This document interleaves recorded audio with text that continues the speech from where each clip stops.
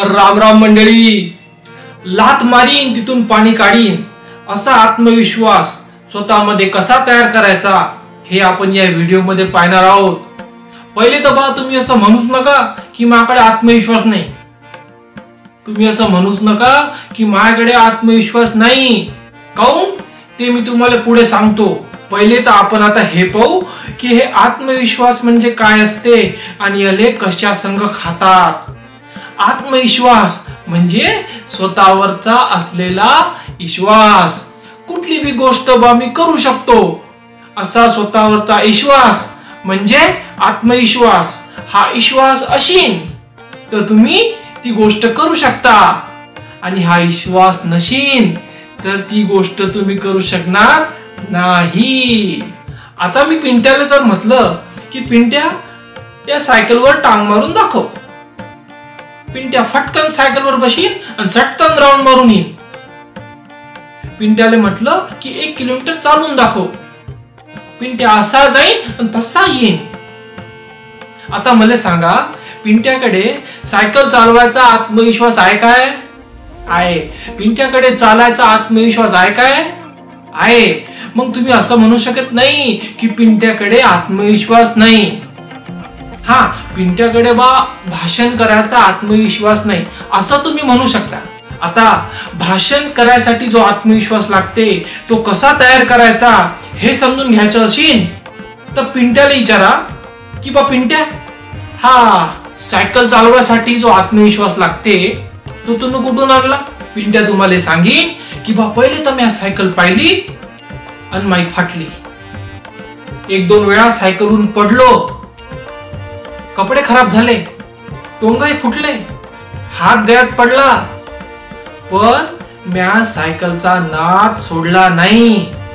आणि आता मी 2 हात सोडून कॅरियरवर बसून सायकल चालवतो आणि सायकल चालवता चालवता शेवंताबाईच्या मोठ्या बालीवर लाईन मारतो. आता मला सांगा पिंट्याला जर नवीन भाषणाची सायकल आणून दिली तर काय होईल? पहिले तर पिंट्याची फाटीन. फाटणे ही आत्मविश्वासाची पहिली पायरी आहे. फाटायला घाबरू नका. फाटते सगळ्याचीच. पण courage is not absence of fear but Triumph over it असं नेल्सन मंडेला म्हणे. काय तर बाबा धैर्य म्हणजे भीतीचा अभाव नाही तर त्यावर केलेली मात आहे. मग पिंट्या भाषण करायसाठी स्टेजवर जाईन आणि सगळं विसरून जाईन म्हणजे टोंगही फुटतील. ही आत्मविश्वासाची दुसरी पायरी. मग पिंट्या भाषणाची रोज प्रॅक्टिस करीन, भाषणावर लय मेहनत करीन, भाषणाचा नाद सोडणार नाही आणि ही झाली आत्मविश्वासाची तिसरी पायरी.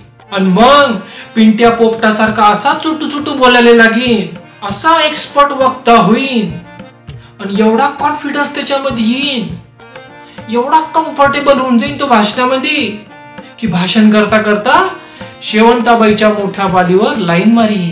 ही आहे आत्मविश्वासाची चौथी पायरी.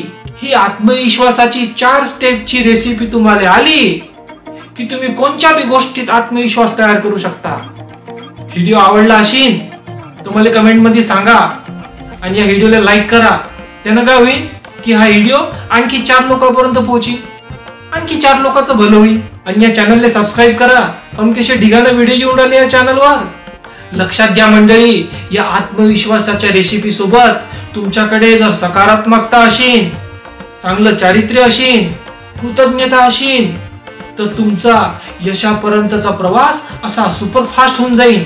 आणि हे सगळं कसं करायचं आणि कुठून आणायचं हे व्हिडिओ मी लवकरच टाकतो. म्हणून त्या घंटीच्या बटनवर क्लिक करा म्हणजे व्हिडिओ आला की लगेच तुम्हाला समजेल. तर मंडळी भरपूर मेहनत करा, स्वतःचा आत्मविश्वास जागृत करा आणि आजचा दिवस असा धडाक्यात सुरू करा.